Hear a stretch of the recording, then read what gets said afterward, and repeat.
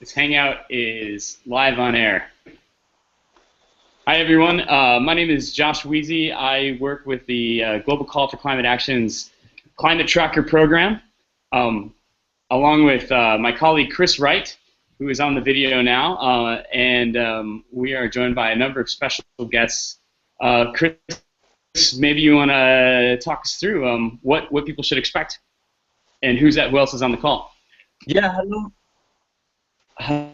Hello. My name is Josh Weezy. I work Hello the again, Global Call for Climate everyone. Action's Climate Um, Tracker program, um, along with my colleague Chris Wright, who is on the video now, and we Hello are joined by again. a number of special Oh guests. wow, we have Chris, some serious repeats going on here. I think Talk us somebody's got through.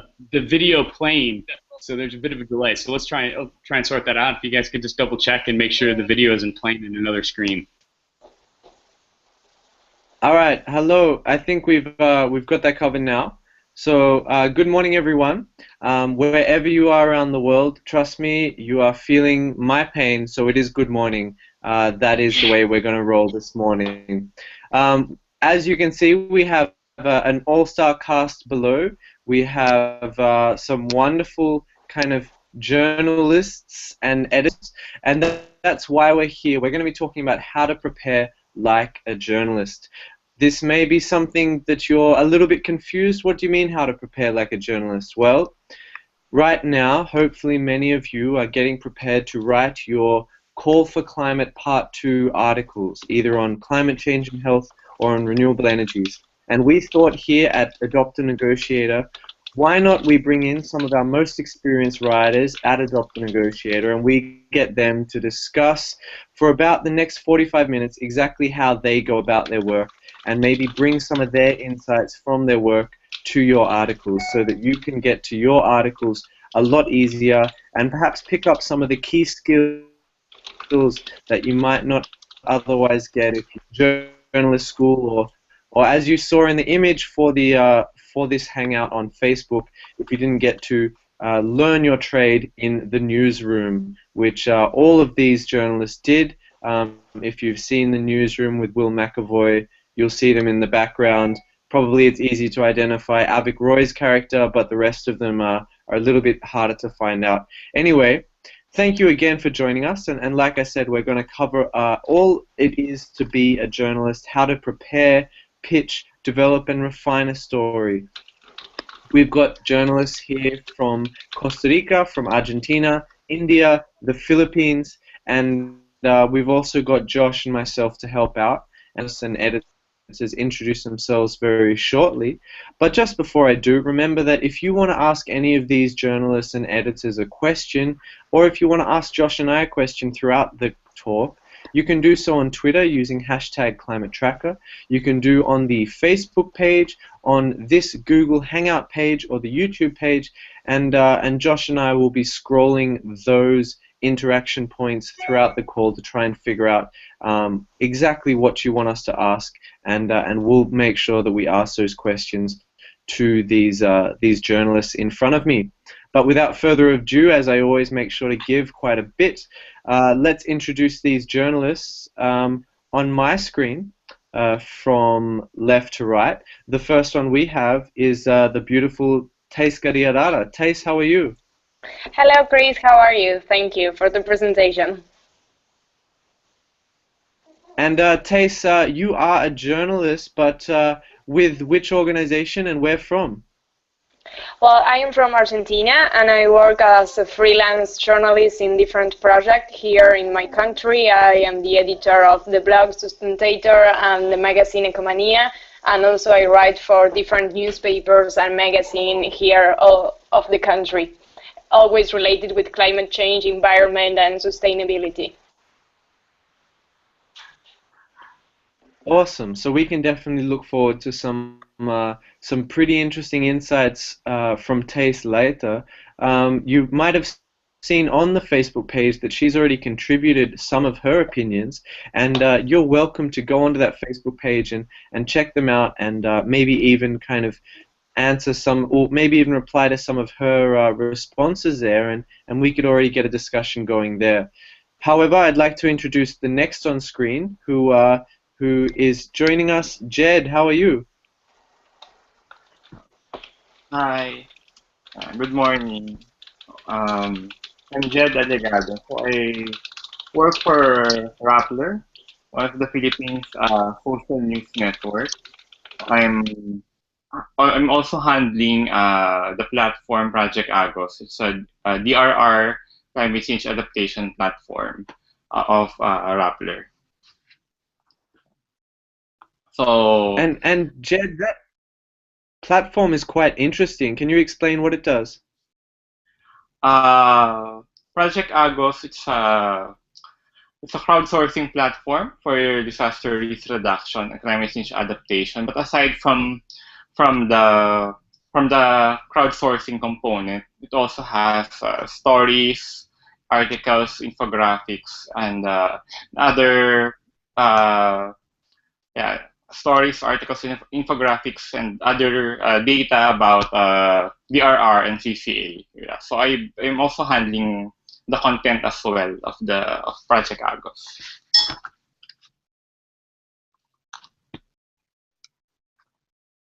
Interesting, and I think we're going to hear a lot more about Project Agos later on because it is quite an innovative media outlet, if you like, and definitely one which I think is worth discussing. But I'd like to introduce Diego first. Now, some of you may have recognized this handsome young man before from our previous webinars, but here he is again. And Diego, would you like to introduce yourself?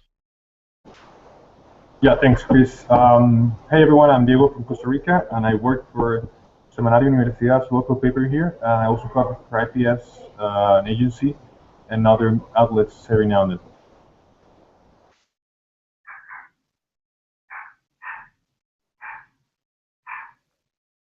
And Diego, how do you compare, I guess, some of the platforms that Thais and Jed works on compared to your, I guess, organization in Costa Rica? Is it on the same scale? Is it on a smaller scale? What are some of the things you write about?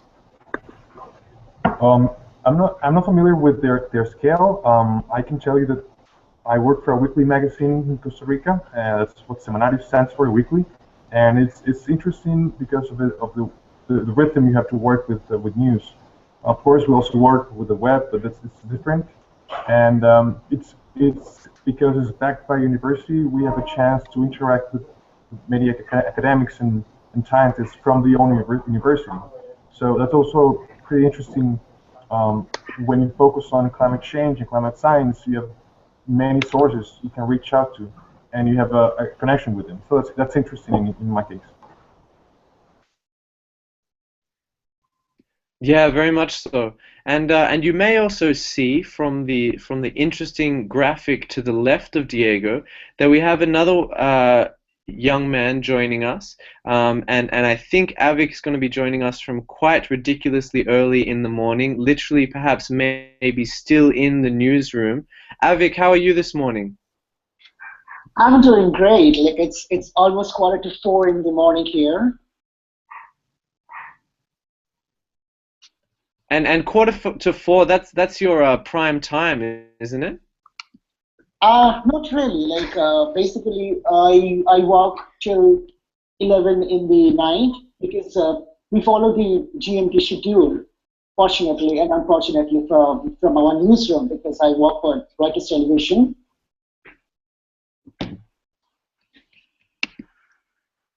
A little bit more about your newsroom. What is it? What does it report? And kind of, is it connected with any international organizations? Yes, it is. Like, so basically, we are a news agency. So we cover almost anything and everything from climate change to local crime. And we cater to clients like CNN, BBC, and domestic television organizations. So it's mostly television. Like, we have a tie-up with Reuters Television. So although I work for the Asian News International in India, I am basically working for Reuters Television, which has its client spread across the world. It has, like, as far as I know, it has a client base of 500 television news channels spread across the world. All right, so there you have it. We literally have journalists and editors on this call from the north, the south, the east, and the western hemisphere. We have journalists writing in different languages, in Spanish, in English. We have kind of AVIX news station as well. So we have some TV news. We have some kind of written news, and we even have some crowdsourcing news, a weekly magazine, and a more of a daily publication. So I didn't lie to you. We do have a pretty star-studded lineup, and we do have some key insights that I'm sure that you would love for them to share. But I'm going to hand back over to Josh right now, and we should get to some of these questions so we can get some of these insights out. Josh, you ready to go? Yeah, hi guys. I've got Avic here via Skype, so I'm gonna roll back over to the screen of his face in an image in a second. Avic, as a journalist, you need to prepare every article, but as a journalist, you don't have a lot of time. So, what are the minimal things a journalist needs to know about a topic and have beforehand to start writing? Maybe you could just give us a quick answer to that. Well, Josh, like the first requirement of every journalist is to have a nose for news, like literally. That's to say, like, it needs to understand like what is newsworthy and what is not. That's very important to realize what constitutes news. So I would say that like once you decide on a topic to write on, like once you decide on what is news, you need to think that like why that story is important to be told and who your target audience is. And once you're done with that, like because your story is going to change depending on the target audience. If you're writing it for a policymaker, if you're writing it for a general audience, or if you're writing it for the government, the context and the treatment of the story is going to change accordingly. And then what you need to do is prepare a list of the sources that you want to interview and plan your data and research accordingly. That's great. Thanks, Avic. And of this information, so getting information from a source can be especially hard. You prepared a list. You know who you want to speak with. How do you? What do you do next? How do you get the information from your source? See, it depends from the story to story that I'm doing. Like for instance, like if I'm doing a newsy piece on India's heat wave, I could get a quote from an official from the weather department, or probably a reaction from a traffic cop who is walking 10 hours a day under the sun easily. But like my research, if I can link my research to climate change and the heat wave, I would probably write a short email to a scientist or and climate expert to get a credible quote. But on the other hand, if I'm doing an exclusive story, for instance, like if I'm doing a story with a forest land in India, and there is an interest of the government incorporating it, I would probably have to devote more time and strategy to plan my and do some hard-hitting research to find that specific information which I can use to get a bite from those who are responsible for it. So it's like saying that, like, hey, I have this information, like this is exactly what is happening, and what is your opinion, and what do you have to say in this? But in order for that to happen, I need to find a specific hook that I can use against people.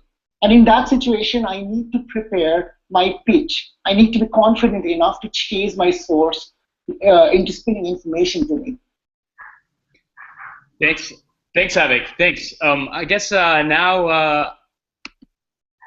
I'd like to pivot over to Jed. Jed, as an editor and somebody who is also writing stories, how important is it that we make sure the information we have is correct? You know, maybe you hear from a source, some of these guys that Avic suggested he was going to talk to. You're working against a timeline. How do we make sure it's correct, and how important is that? I think what a dean from the School of Journalism from Columbia University once said, journalism is a profession of verifying.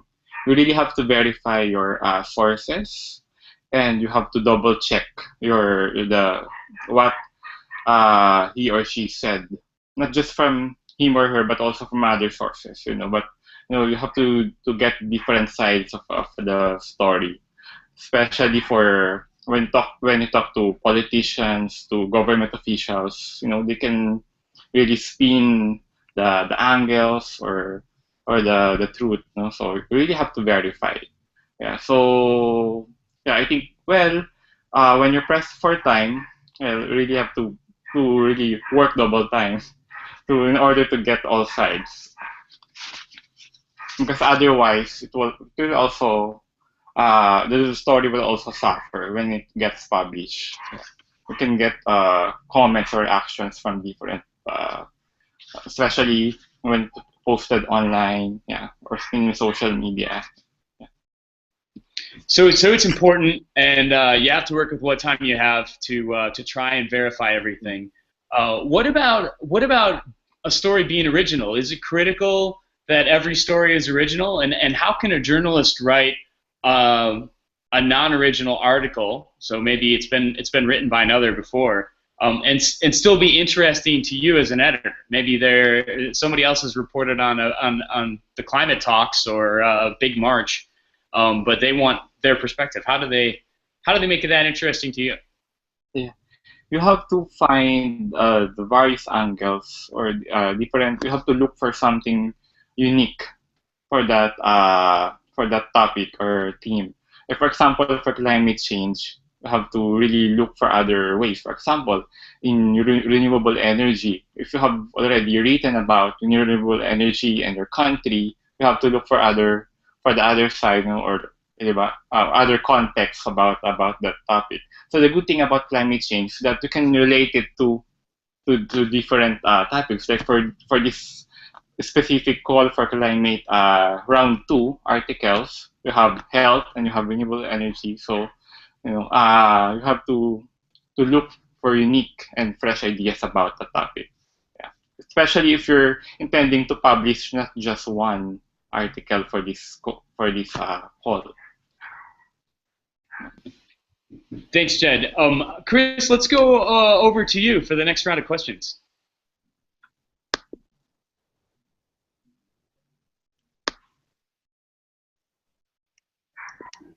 For sure, Josh. Thanks for helping me out there. It's certainly nice to have someone give some respite on the questions. I'm really enjoying kind of sitting back and taking this in, but never fear. I'd love to pass on to Diego now. And Diego, you've impressed me when you came across with this incredible insight about pitching, and you have this kind of great idea really critical idea that pitching is one of the most important things that you can do. Is that right? Am I understanding you correctly there?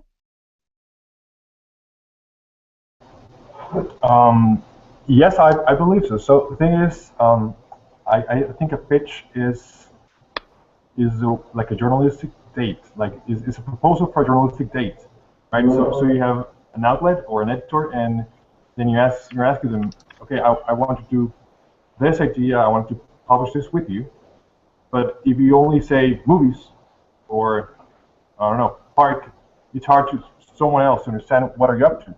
The same goes for a pitch. I believe a pitch should have like different elements, and I think I have them here, which you should have, like every pitch should have. So I'm basically I'm gonna share this with you. I think, let's see if it works. Is it working? Yeah, it is.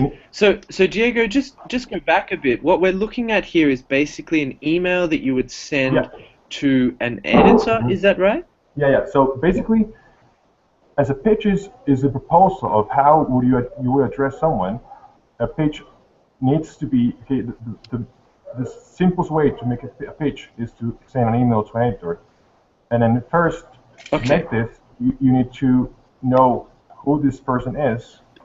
You know, to of course have the email, and you need to know very well their audience. And then this is like a sketch or like the structure I posed when I was in email on how would it be a good pitch? I mean, this is just an idea I have, and everyone pitches differently, and every single like journalist has its own method.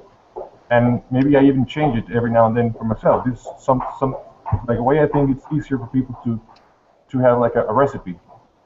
So what I usually say is, so you have to first introduce yourself, and this is this orange part of who are you, and in this page I'm say I'm a journalist, I covered COP19, and this guy Steve Lee, he gave me your email, so you validate yourself as a credible source of information, and then you ask or you tell the editor what's up. In this case, I had this conference on forest protection in Costa Rica, which I wanted to cover, and I felt it was relevant for this outlet. And then you propose what you have in mind. My story in this case would focus on some of the challenges indigenous people and forests are facing in Central America. So this is my idea of the story. And then why is this relevant and why is this timely? Because timely is really important. And then something else I didn't include in this pitch itself, but it's really, really important, is why is this relevant for the audience? So if someone comes to Thais and proposes a story for Sustentator, but it's not really relevant for her audience, maybe she won't take it. But as Avik says, you can frame each story depending on the outlet. So this is really important. And then finally, you have to show, if this is the first approach to an editor, you have to show past work you have. If you haven't had any work like this, it's okay. But if you have it, I mean, you have to show it off. And it's nice to put up some links and some ideas of similar things you've done in the past. And this is just an idea of how you can do it. I mean, if you never have pitched before and you have doubts on how to do it, I think this is a really easy way to do it, and it's a really easy recipe.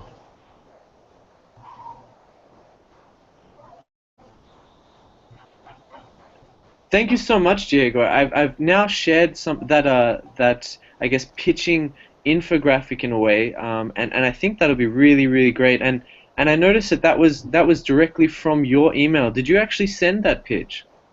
Yeah, actually, this pitch it was actually successful, and this was my first story for this outlet. It's called Vice Motherboard, and I even got paid for this, which was really nice. I mean, I guess outlets should always pay journalists, but sometimes it's not the case. And so I think, at least in this case, it was successful, and I encourage people to try this. Or if you find a way to improve it, just let me know, because I'm also looking for always nice ways to improve pitches.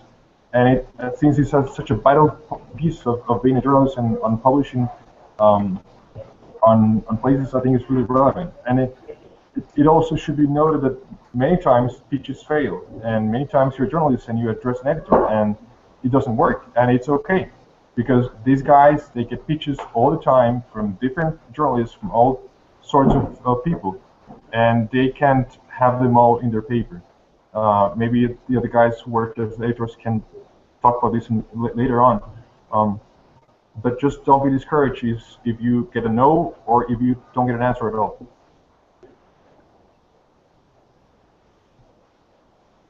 Yeah, thank you so much, Diego, and I can tell you all personally, Diego was part of our team in Lima last year, and there was a moment in Lima where Diego was able to share this information with some of our other trackers who were kind of, I guess, not having as much success with the media as he had in the past. And I guarantee you what happened to those other trackers after kind of taking some of Diego's advice on something as simple as pitching was quite remarkable, and their ability to kind of get published and their ability to reach large audiences dramatically improved. So for all of you who are kind of, as Jed talked about, might be preparing your kind of call for climate pieces right now, I highly recommend checking out that resource that I just shared on the Facebook group and on Twitter from Diego, and looking at that as a key way that you might also be able to start approaching editors if you are feeling like you're at that stage.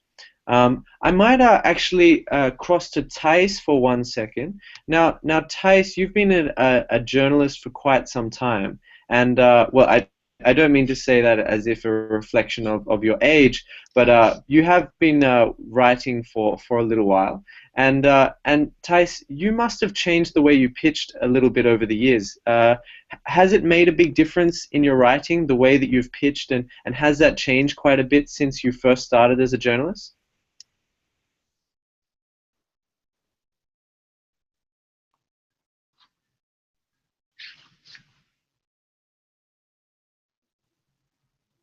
Thijs, I believe you're just on mute for 1 second, so just hitting that mute button and you'd be fine.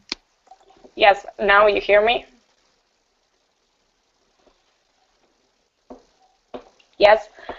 Okay, well, yes, as you told, Chris, I am young, so in the last few years, also, besides I am young, the things have been changed, and with all the new technology and social media, it's not the same to write for a newspaper and to write for a blog, for example.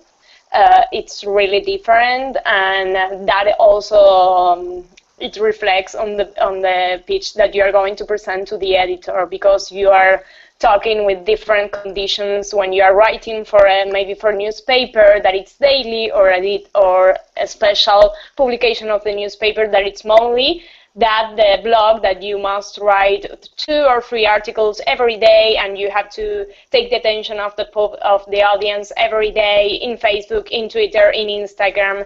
So yes, a lot of changes have been made, and you have to adapt to that change, because that is our part of work. And all the situation says that newspapers are going to disappear and everything is going to be online. So yes, we must adapt to that. Definitely, but I'm kind of a bit interested in how does that change your pitch? I mean, if you are writing, for example, for a blog, how would you pitch to a blog differently than you would pitch to a newspaper? Well, it depends, I think, because of the frequency that you have and the time that you have to write. For example, if I take the last COP in Lima, when I was writing, well, I am the editor of the blog of Sustentator, and I also write there. So in Sustentator, I must write every day. So the idea was to talk not only about the negotiations, but also about all the side events or all the side actions that were taking part. For example, Fast for Climate, or maybe the fossil fuel price, that kind of things, because I must produce content for every day to the blog. But then when I must to write about the COP for the newspaper, that it was at the last of December, I didn't have to talk about that all small things or action that were important, but not for a main article about the COP, that the most important thing was, okay, the COP was finished, so I must write about what happened, not maybe the beginning, the last part of the document, and with the opinion for the experts. That, I think, it could be an example of the difference when you must write for the everyday routine of the blog, and a special publication of the newspaper that you have at the end of the month.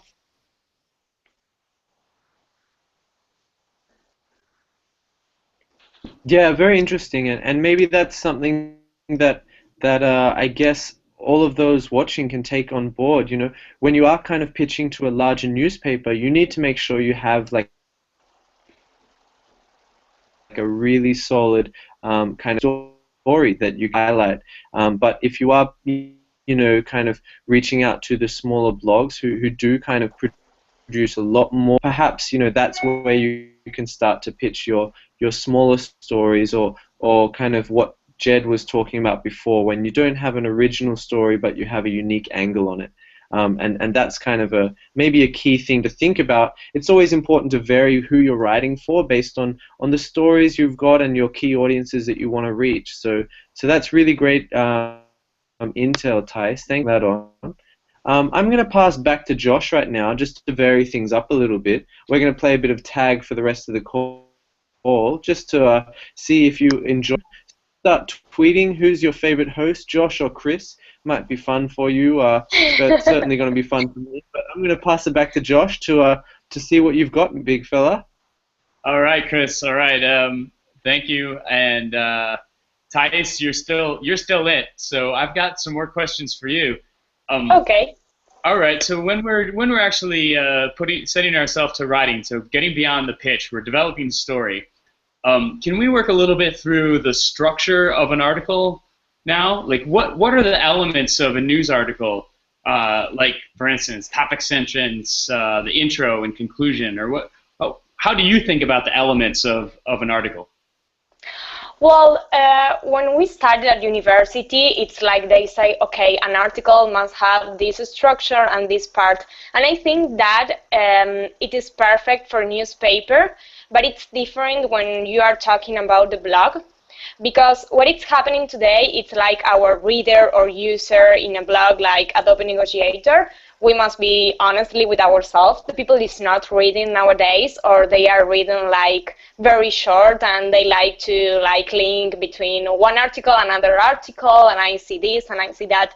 So the most important thing to structure an article is like to try always to think to pay the attention of the audience and of the reader. So the main thing is what is going to be your headline. The headline is like the first contact that you have to the reader. So you must to think with an attractive headline, but an informative headline. You have to say something about what is your story about and what is the main thing of your story in the headline. So I think that will be the first part. It could be the first or it could be the last. Sometimes I write first all the article and then the headline, and sometimes I begin in a different way. I start with the headline and then the article.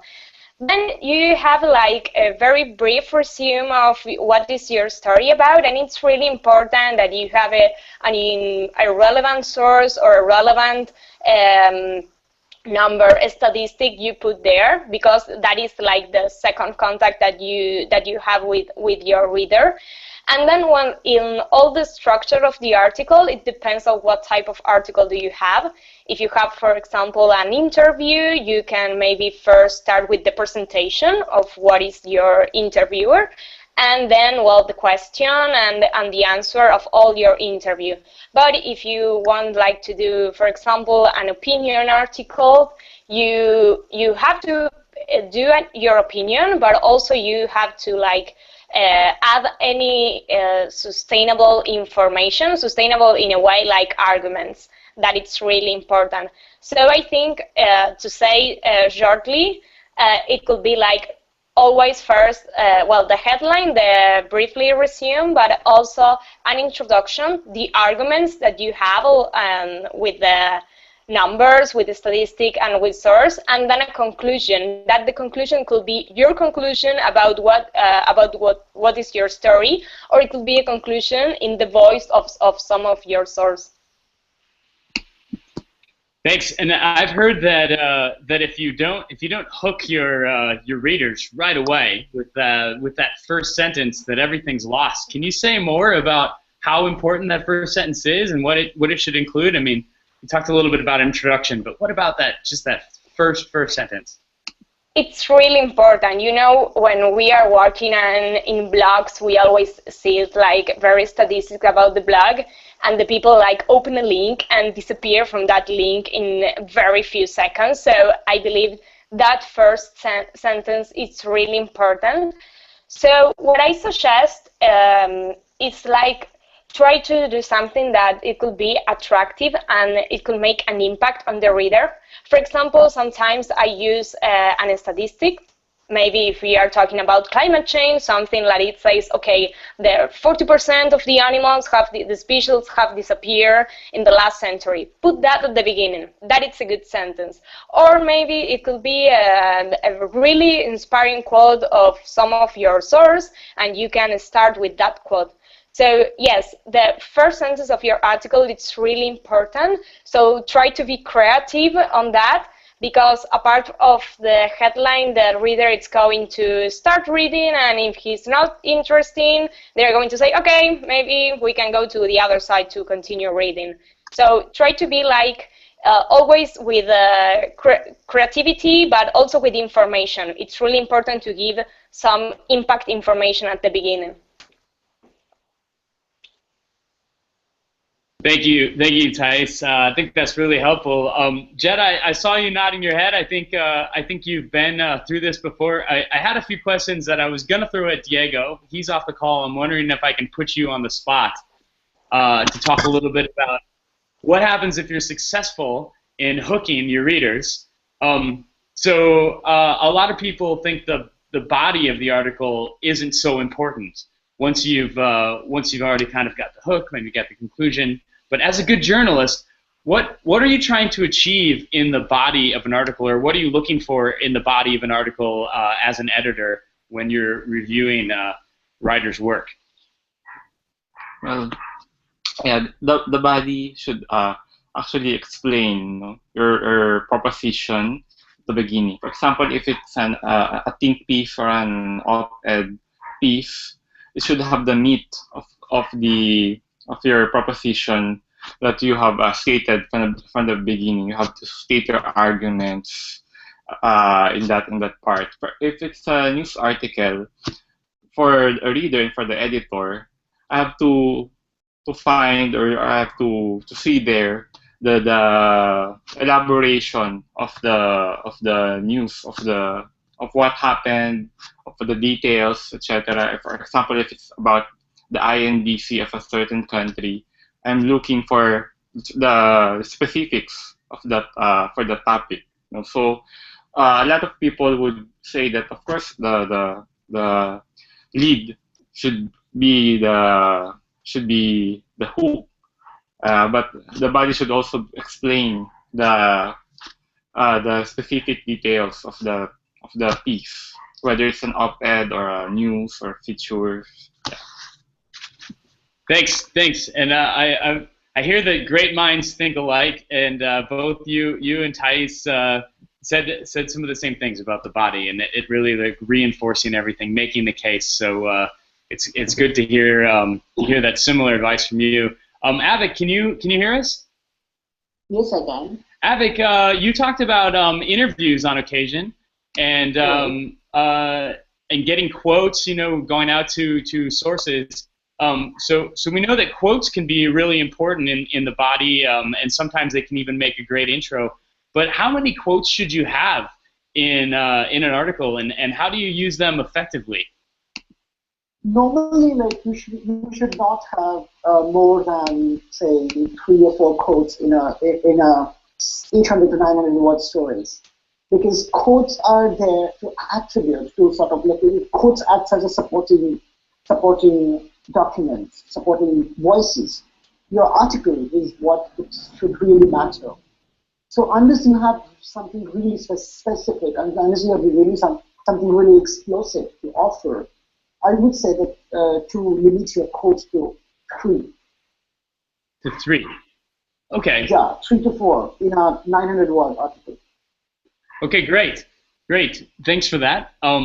Let's go back to Thais. I'd love your impressions on the conclusion. So when you get to the end of an article, you're trying to wrap everything up. How important is it?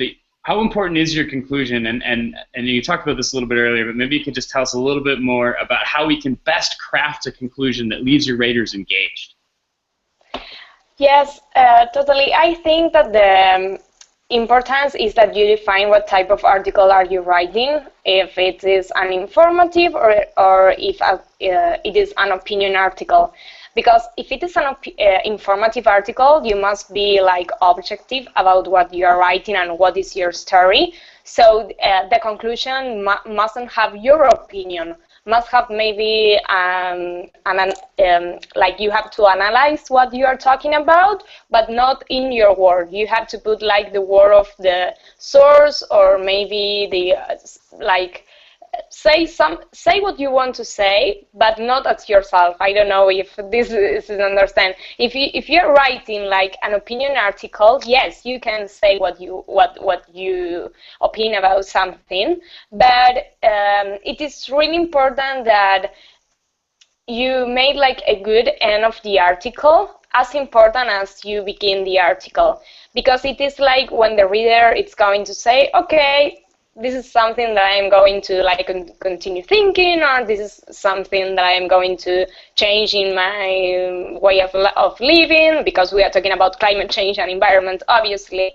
But I believe that the main idea is try to be inspiring and try to be powerful with the beginning of your story, but also at the end of your story. It could be your opinion, or it could be someone else's opinion, or some impact information that you could receive. That could be that information could be the first one, or also could be the last one. It could be something powerful at the end, and the reader is going to continue thinking about that.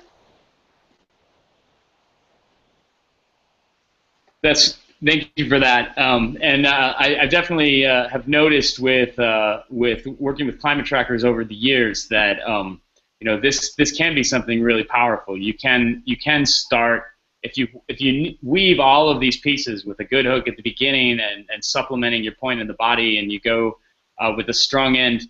Those articles, those stories can be shared, and they can feed conversations that can actually influence decision makers. And that's, in a lot of ways, that's what we're trying to do. We're trying to inform publics, help them understand these issues, but ultimately we're trying to address these issues through a more informed public. So I think that end is really key. Chris, I want to kick it back to you. Tag, you're it. I don't know if the votes between hosts have come in, and maybe I should hold on to the mic, but I haven't seen them. So I'm gonna throw it back to you to ask a few more questions. You know, you're right. I haven't seen any votes either. I do think this is a lovely gesture from some of our climate trackers. I mean, Josh, it's your first time hosting in a while. Why would they want to kind of suddenly throw down the gauntlet and obviously kind of choose me as their favorite host? So thank you everyone for being kind out there to Josh. You know, it's a lovely gesture that you're showing right now, and you know, I understand why you might not be voting, and trust me, I know what you mean through your silence. But let's kind of jump back in, and let's kind of we've gone through the pitch, and we've gone through why that's important. Then you get to kind of developing your article. You go through the topic sentence. You try and fill that with something really, really kind of interesting and attractive. You work through the body and make sure you don't lose your audience. Make sure you make it exciting. Include maybe 3 quotes from that pitch, because you know those quotes are really kind of critical, but you don't want to overload things. And just before I kind of continue, I wonder, Thais, we've had a question on how do you manage all the information when you go to write a piece, because a lot of people, you know, Avik said 3 quotes, and a lot of people are probably trying to include, you know, 30 or 40 quotes in their articles. And how do you kind of, when you get all of your information that you need, how do you figure out, all right, this is exactly what I need, this is what I'm going to limit myself to, and this is what I want to focus on? Well, Chris, that is a really good question, because we always want to like say everything about our story, but that is not possible. Maybe on the internet it's more possible than newspaper, because in a newspaper your editor is going to say, okay, you have 2 pages, you have 1 page, so that it's going to be your limit of size. But also on online platforms, on a blog, it is important, like, you have a previous structure of what is going, like, what you want to talk about in your story. So what I always do, and what I suggest some of the writers to do, it's like to make some points of what are the things that you want to talk about in your story. For example, you can talk about climate change and waste, you can talk about climate change and gender equality, you can talk about everything. Okay, that is going to be your big theme.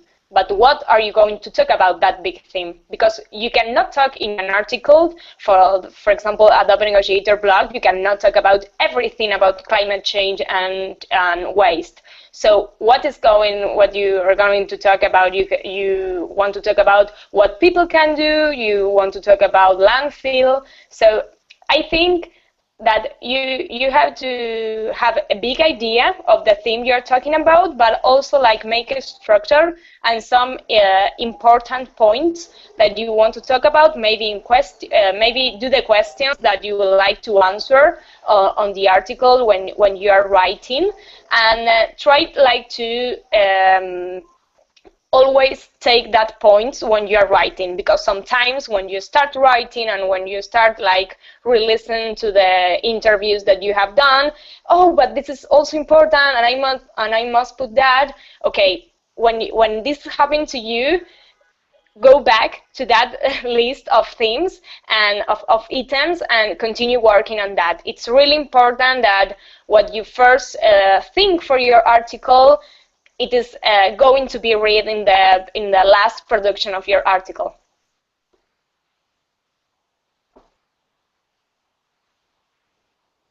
Yeah, really interesting, and probably, Thais, I haven't really used I guess a source a list like this. So thank you so much for kind of bringing that up.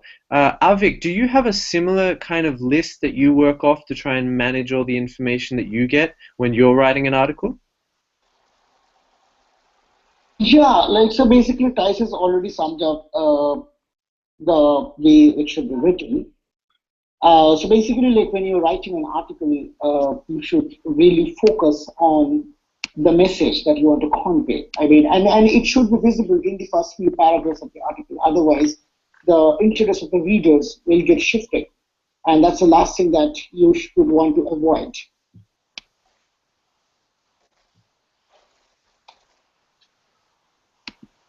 That comes down to the type of information you include, for sure. And that's kind of really interesting that you would consciously limit yourself. But I wonder, kind of, obviously it was Diego who kind of walked us through the pitching, but I guess all three of you now are editors in some way, so I might start with Jed. Once someone sends a pitch, how do they then follow up on it? This is another question we've had, and something that I really struggled with when I was kind of starting out as a writer. So you send off a pitch, you don't hear back from an editor in maybe a day or two. What do you do next? Usually for us in Rappler, when we receive contributions, we try to really reply to the person like within 2 or 3 days. Yeah, so that at least to give them a word whether needs a tweak or a writing or suggestions to further beat the article. But sometimes if it's good to go, really say it in the email. We're gonna use it. So. Yeah, I mean, it takes patience, but actually before, when I used to work for Oxfam, so I'm the other side of the fence, so I also pitch, I also send my pieces for Adobe Negotiator call for articles, So it's also my dilemma, how do I receive a word, should I follow up, etc. But yeah, it takes patience actually, and sometimes editors won't be able to reply to you, but you see your article published after an hour or two. So it's surprising. Yeah.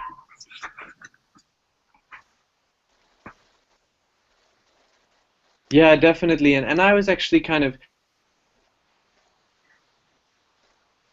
recently speaking to someone who's an editor of one of the biggest newspapers, and they were saying that they actually get over 300 emails per day, and that was back in the 1990s when they were an editor of different stories.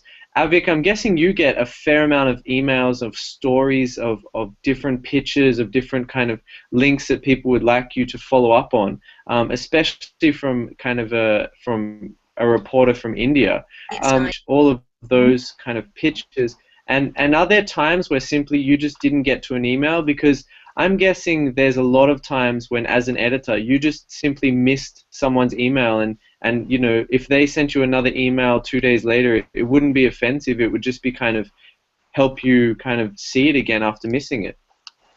No, of course it would not be an offense. Like it would be like, I mean, it would be.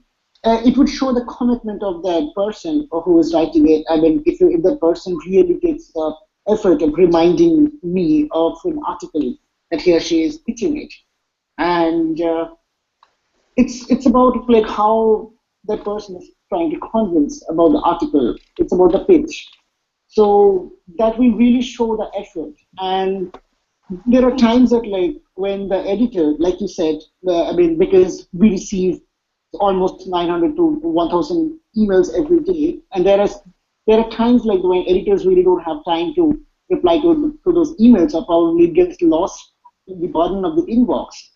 But after a couple of days, if we receive the same email and with a footnote that this has already been sent to us a couple of days back or last week, then we would really appreciate it, and we would even consider publishing it.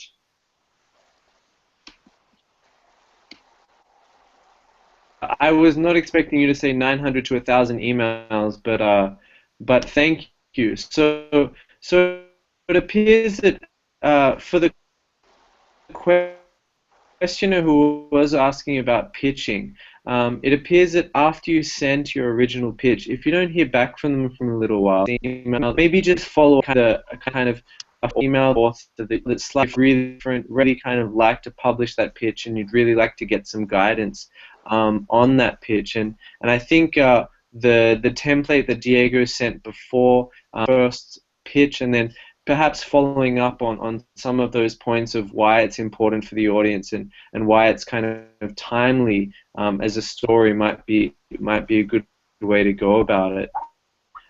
There has been a follow-up question on the pitching, though. So Thijs, a technical. When you send a pitch, should you send a draft of the kind of story, or maybe a sample of the story, or should you just send the pitch on itself and then kind of send the story later, or should you send the story with the pitch? How do you usually like to have kind of emails sent to you when people are pitching to Sustainador? I believe that I don't know if it's going to be a good idea, like, to send something if you have already write about that, or like a draft. I think that when you receive like an email from a new person that want to write on the blog of Sustentator, it's like, honestly, we have a really short time, so we are going to read quickly the email. So the more shortly that you can resume your idea and what you want to write about, and what are going to be the source and what are going to be the items of your article, that will be better for the editor, in order to have like a wide view of what is your story about. And then if I am interested on that story to be published on Sustentator, I am going to answer and I'm going to say, okay, do you have something writing about this? Have you interviewed someone for this story? Or maybe I can also suggest, apart from that main idea that the writer proposed, maybe say, okay, you can interview this person, or you can view these links with information. I think it's really important, like, to be complete in the first contact of your pitch, but also try like to be briefly. Because we must be honest, we are not going to read like a 2 pages article in the first email. I am trying like to talk honestly as an editor, but it is also a good exercise for the writer, because it could be an advantage that you put that the main items of your article, but because that could be the items that are going like to continue with you in the writing and the production of your article. So you're basically saying that it's okay to send a very quick email and then not actually have the article ready to go that day. Maybe it's only ready to go 1 day or 2 days after. Yes, with the main idea, because as an editor, it's like we have a schedule of articles also for the blog and even more for newspapers. So maybe if you have the idea and I say, okay, obviously, if you have already written, tell that on the email. So then if I am interested, I'm going to ask you for the article. But I think it's better to do a first contact about what you're going and about what your story is going to be about, and then to continue with the article. I think that's a great point, Thais, because that's not something that I learned until much later, after I started sending pitches. You know, I always used to send the email with my story, and please, Jed and Thais, try and hold your laughter, but I always used to say something like, hi, my name's Chris, I really care about the environment, and I wrote this like really important story about how everything is kind of getting messed up, and it's really great, and I would love it. It's attached here. I would love it if you could please read it, and it would be such a great honor for me to publish in your publication. And it would be kind of this very sincere pitch, but it wouldn't have any kind of specifics in it, and it definitely wouldn't take into account what you were saying, that, you know, editors just have to get through those emails as quick as possible. So I think your idea that you can actually send the pitch even before you've finished writing the story is really critical, and that you can actually just have that conversation with an editor straight away, even before you have your story ready. And I think actually I would recommend that for most writers, to send out a few pitches to a few publications, see who's interested in your story, even before you've finished your story, and then kind of be working on it while you're waiting to hear back from them, because most likely you won't hear back from an editor, you know, within 4 to 6 hours. So you still have that window even after you've sent that original email, even if you want to get published that day. So we've kind of gone through a number of different aspects of the kind of getting ready for your article, and we do have a lot of questions at the moment around how you manage how you manage the perspective of like certain kind of I guess dangerous topics, especially around climate change and perspectives, though I do want to kind of touch on refining an article before we jump to that. So Jed, you're both a journalist and an editor, and this is something that I think a lot of people forget. So let's talk about drafting, because often, you know, when we're writing, I guess, especially as freelancers or just kind of on the side, we think that we just get through the article, get to the end, and then send it to an editor straight away. But do you recommend that journalists should go through drafts of their article? And if you do, what should we try to achieve with each redraft? I think especially for climate trackers like us, when we send think pieces or explanatory articles, it won't hurt, no, if we have like maybe 2 or 3 drafts. That's, I think, the maximum, and then you can also have like your reading. You know, so you have to ask a friend or a colleague to go through that article, because I think the pieces that we write are usually aren't time bound in nature. Yeah, unlike, for example, if you really work like a journalist for a organization, when you write news or developing or breaking stories, you really just have to throw in the details, like who, what, when, where, and then yeah, and then you can post it, and then provide details afterwards, especially for online news organization. But for explanatory article, for think pieces, for me, I usually write the outline first, you know, like the highlights of that article, the way I want it to be published, the way I envision it, and then I work through each parts, and then after that I read it again, and then maybe I have a colleague or a friend to review it and provide feedback, and then I redraft it or tweak it tweak it, and then maybe go through it again and send it afterwards to the outlet. So maybe 2 or 3 articles, especially if the topic is really a complicated one or a very convoluted topic. You have to really explore the other ways of presenting it so that it won't be appear like a technical piece.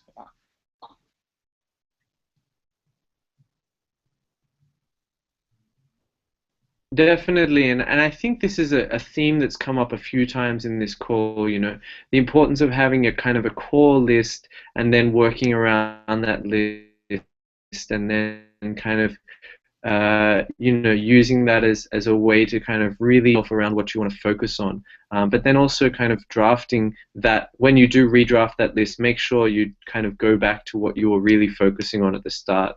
And that, that advice about getting a friend to read it, it's really simple advice, isn't it? But actually I think it can make all the difference in the end. And Avik, you in the past have acted as that friend to me, and I think I've sometimes acted as that friend to you on occasion. And I'm just wondering, as an editor, when you are editing stories nowadays, especially for Asia News Limited, what are you thinking about when you're editing? And I guess as extension, what should writers be thinking about before they submit their stories, especially in the way that we kind of want to link with our audience? Do you have any thoughts on this? Well, Chris, when I edit an article or a story for writers or in general, I look for the gist of the story. That is to say that whether the message that the writer wants to convey is present within the first 3 paragraphs. And also another important thing while editing a story is to see that whether there is a connect between the headline and the intro and the story. So these are the 3 separate elements of a story. If you look at it, so the headline and the intro and the body has to be in sync with each other. There are times when that is absent, you see that the readers have a very short attention span. So in order to make your readers stay glued to your story, in order to ensure that the editors do not confuse your story, you should write it in a crisp and simple sentences while ensuring that you stick to the main point that you want to address. And Thais and Jeff has already said about the framing of your story, I would say that there is this rule we call the inverted pyramid, where you put the most important information, the most important part of your story at the top, and you go down, and the least important point comes at the bottom. So I think that pattern has to be followed. That's one of the basic rule of journalism, of writing a story. And I would just want to sum up that when you are writing a story, you should write your story in a way so that even your grandmother can understand. I mean, here you are telling a story, I'm sure you're not writing a thesis. So you should make your narrative sound conversational.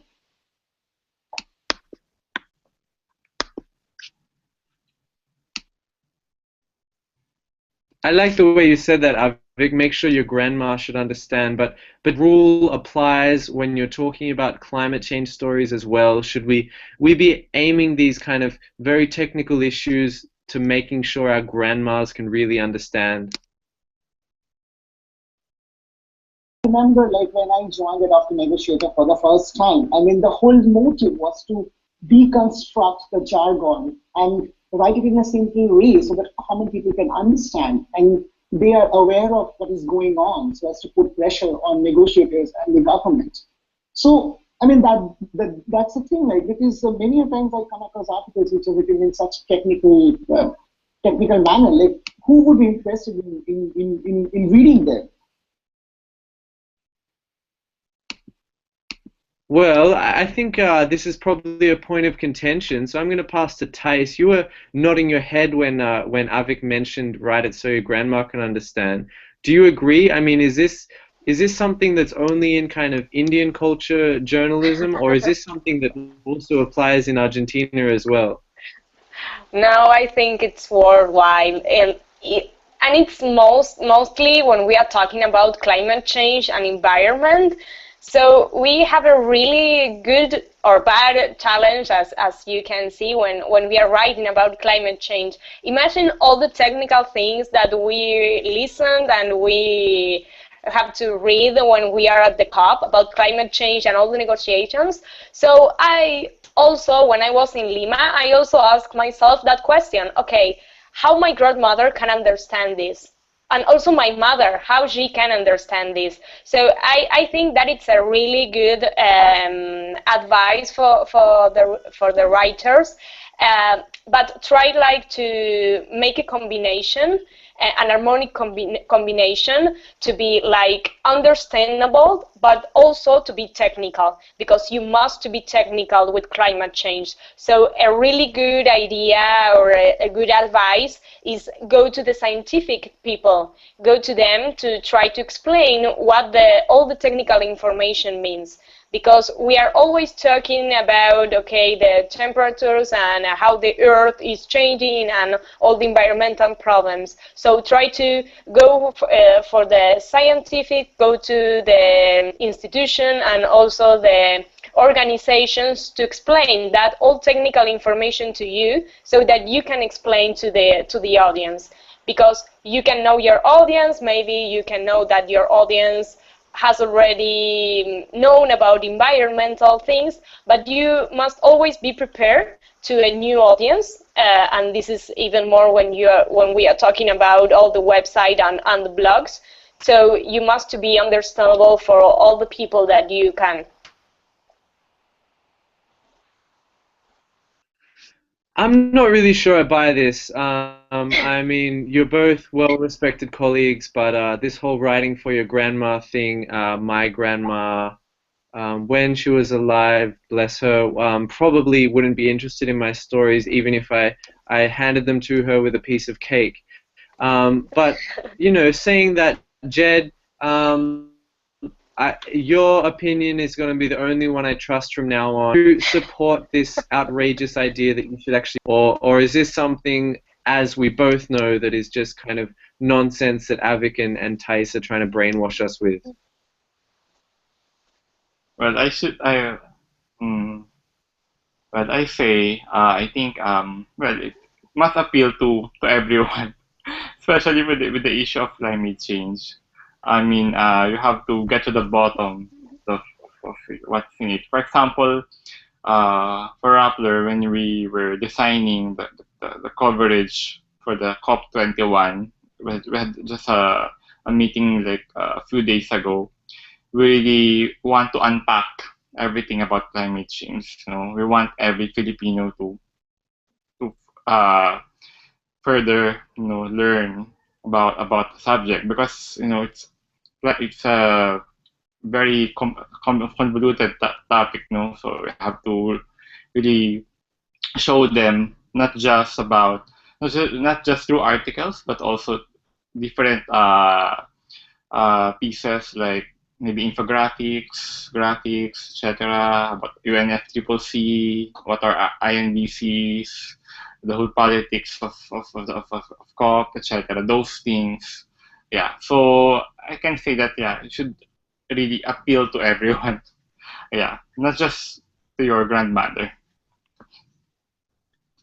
But are you really including your grandmother on that list of everyone? I mean, everyone could be like, you know, your group of friends. Yeah. Really? All right. Well, unfortunately, everyone, I've been trumped, and that means I have to get Josh back on the call and just kind of go and sit in my own misery of losing this argument 3-1. That's pretty badly lost, but I guess the message there is clear that when you're writing your articles, if your grandma can't understand it, then Jed, Thais, or Avik wouldn't accept it. And they are the actual editors that you want to be appealing to, and that in mind, and let my pass your brain like maths assignments from the 10th grade. Back to you, Josh. Thanks, Chris. and thanks everyone. So just a quick reminder: if you do have a question and you're on Twitter, or you're on the Facebook event page, feel free to post it now. We're gonna take a few more minutes, and if we aren't able to address it in this last few minutes, we can try and follow up with you.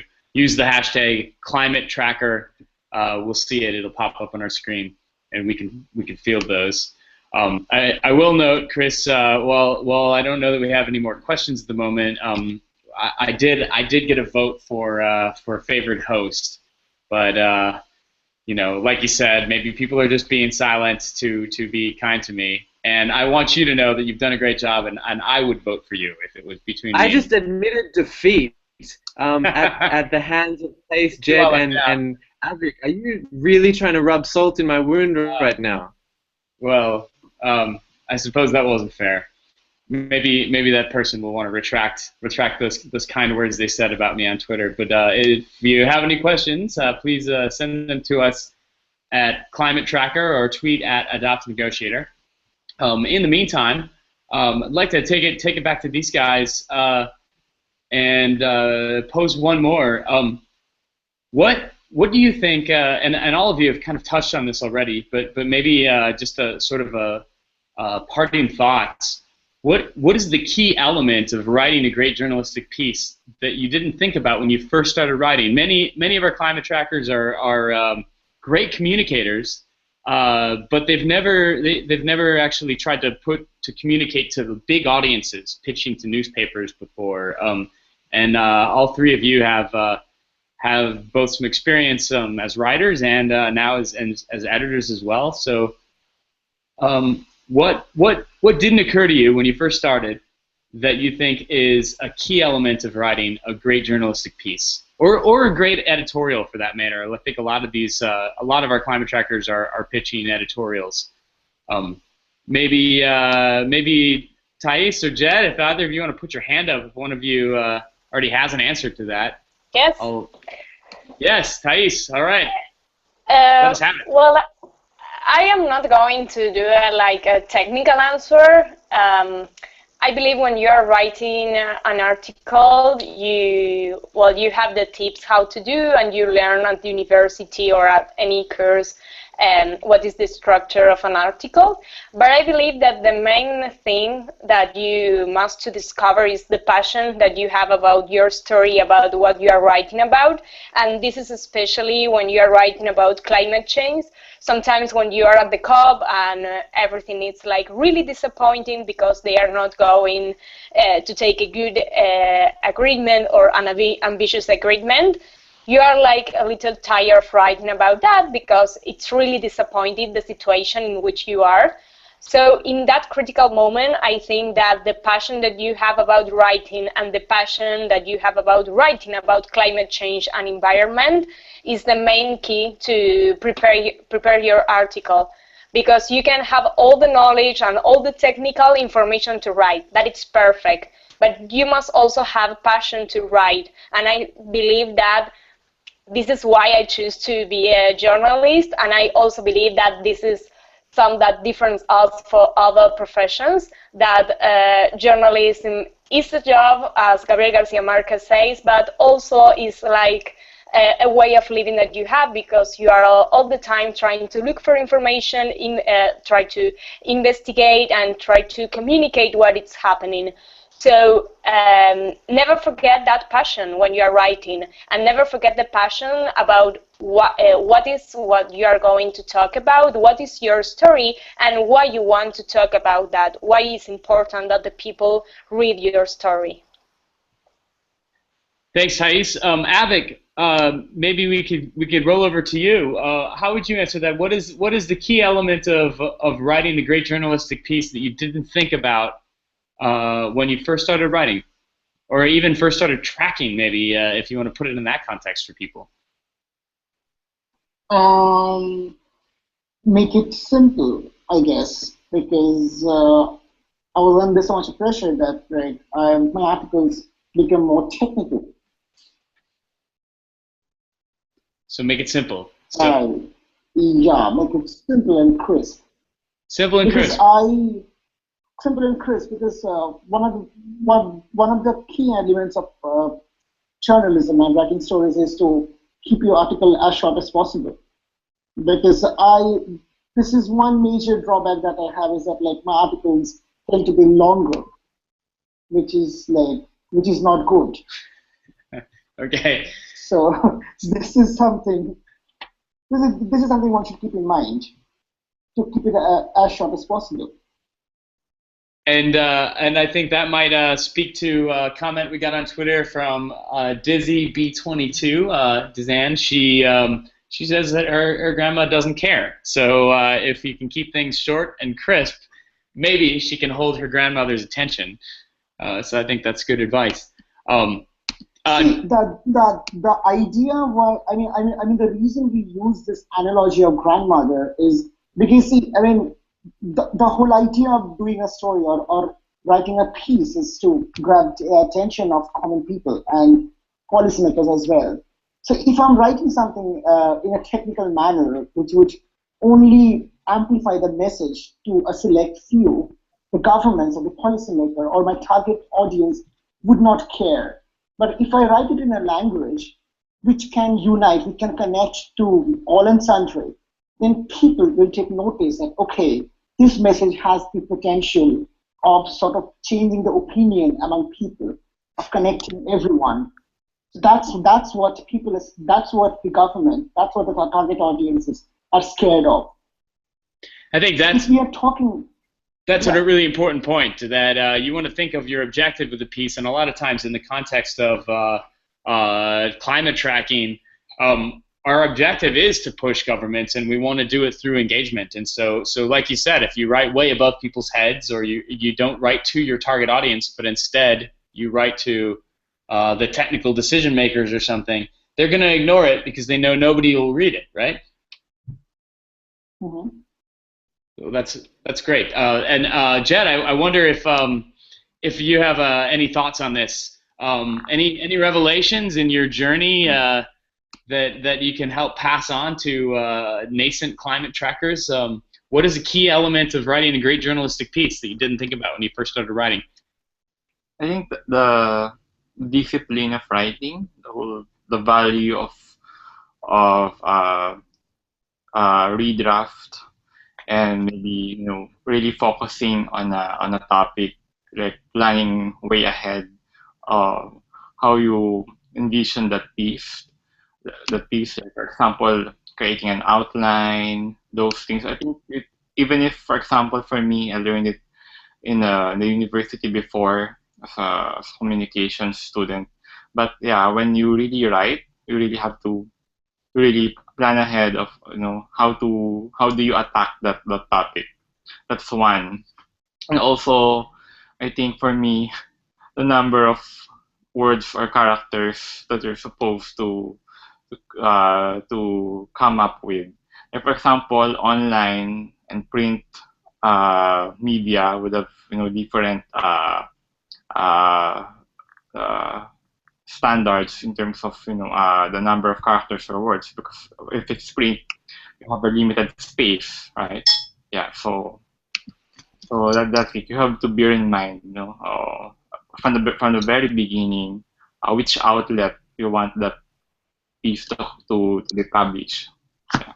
So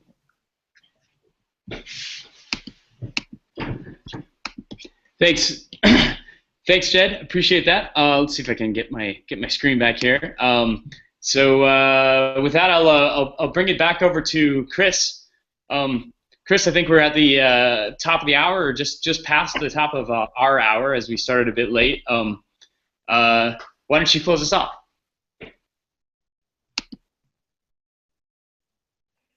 Happy to do so. Award-winning and popular, people's champion of the Hangout hosts, Josh.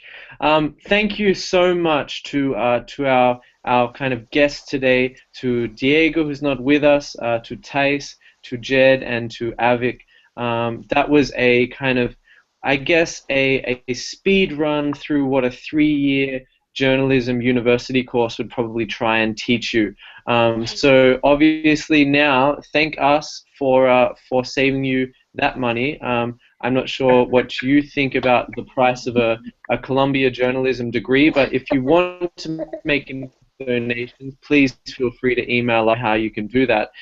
Saying that, though, it's been a great call, and I've certainly kind of been reminded of a few key things. I loved kind of Diego's little infographic about the pitching. I loved also, you know, those kind of key lessons we learned from Jed and Thijs in terms of structuring your article, keeping focused on a key kind of core list of what you want to communicate in that article, and then kind of Avik's insights at the end of really kind of managing your information by just focusing down on 3 key kind of information sources you want to use for your article, whether they be 3 different quotes or maybe, you know, a scientific report or whatnot, core body of your piece, and then kind of just making sure you redraft it, have a friend read it before you send it off, but all the while know that you can send that pitch off while you go through this whole process, and you can send that pitch off once you just have a pretty core idea of your piece, and then work on it and develop these kind of this 600 to 800 word piece that, as Avik says, make sure that it's simple, short, and as I unfortunately have to exclaim, is understandable for both young people and your grandma alike. Yes, get out the reading glasses and the braille. Your grandma is going to be reading your articles from now on.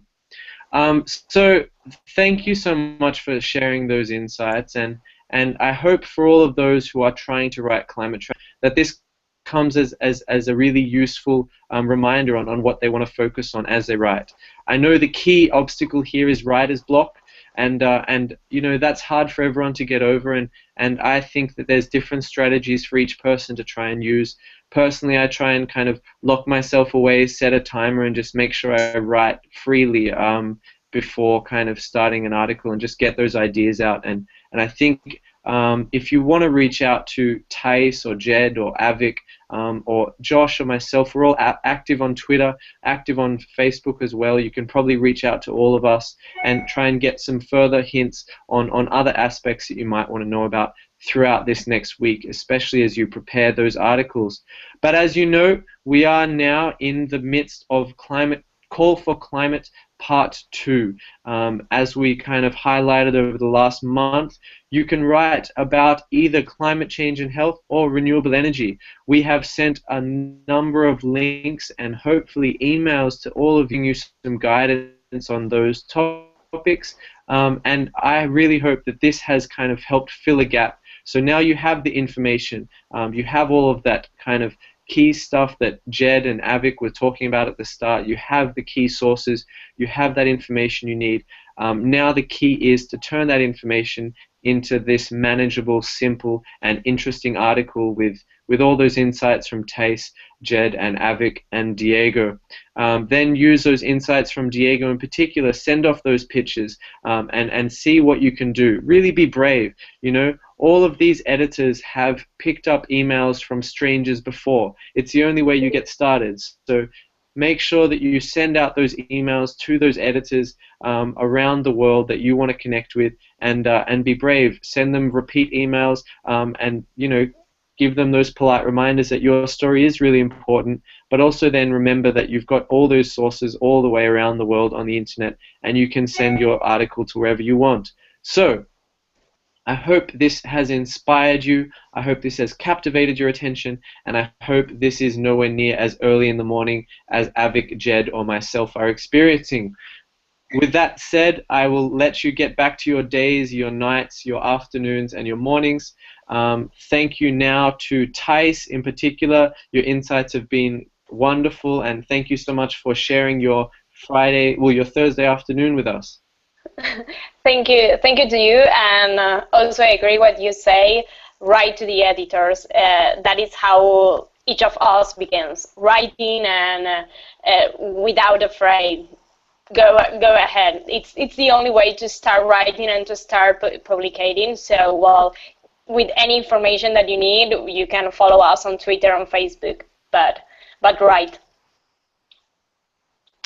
And Jed, you've been amazing kind of counsel here, and I think you've highly underplayed your work that you've done. Thank you so much for sharing your insights, and it's been a pleasure talking with you this morning. Yeah. Thank you also for having me here. And I think Thais is alright. You should email us, message us on Facebook, Twitter. Yeah. So write to the editors, talk to the editors. Don't be afraid. Yeah. And Avik, you probably get too much Facebook and Twitter requests that it's unmanageable for you. But thank you as well for being great. It's been an incredibly early morning for you, and thank you so much for staying with us. Thank you to you. Well, with that being said, thanks again for everyone. Good luck for this next week. You have until August 9th to submit your call for climate article, and that means that maybe this weekend might be a big weekend of writing for you. I hope you also get to enjoy life, and I hope the process of writing is enjoyable for you, because as Thais mentioned with one of my favorite authors, you know, journalism is both a job, but it's a passion as well, and it's a lifestyle, and it's all about trying to communicate what you're passionate about to the rest of the world. And I guess if you're watching this call, you're passionate about climate change, so now is the time to try and communicate that out to everyone you know, young people and apparently old. So for this call, and I've really enjoyed it, and I hope to see you in the Twitter sphere, in the email sphere, and everything like that very shortly. See you later.